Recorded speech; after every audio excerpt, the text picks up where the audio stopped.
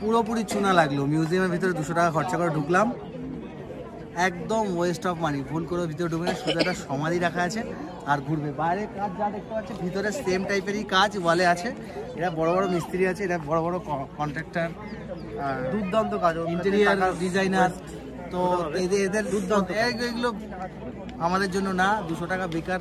200 টাকা দিয়ে তুমি বাইরে গিয়ে কুলফি খাবে, আইসক্রিম খাবে, বিরিয়ানি খাবে, ভিতরে একদম ভুল করেও ঢুকবে না এখানে। আচ্ছা, তো এটা হচ্ছে ব্যাক সাইড। বেসিক্যালি আমরা ব্যাক সাইডে আছি। আমার এটা হচ্ছে ব্যাক সাইড, কিন্তু চারিদিকে অ্যাকচুয়ালি সমান। আর এটা হচ্ছে ব্যাক সাইডে, এটা হচ্ছে যমুনা নদী, ঠিক আছে। আর ওই যে ওপারে একটা সরকার থেকে একটা গার্ডেন মতন বানানো হয়েছে, ওটা মেহতাব গার্ডেন, নতুন বানিয়েছে এটা রিসেন্টলি, বছরখানিক পুরনো হয়েছে। তো এটা অ্যাকচুয়ালি একটা গাইডের কাছে দিয়ে শুনলাম।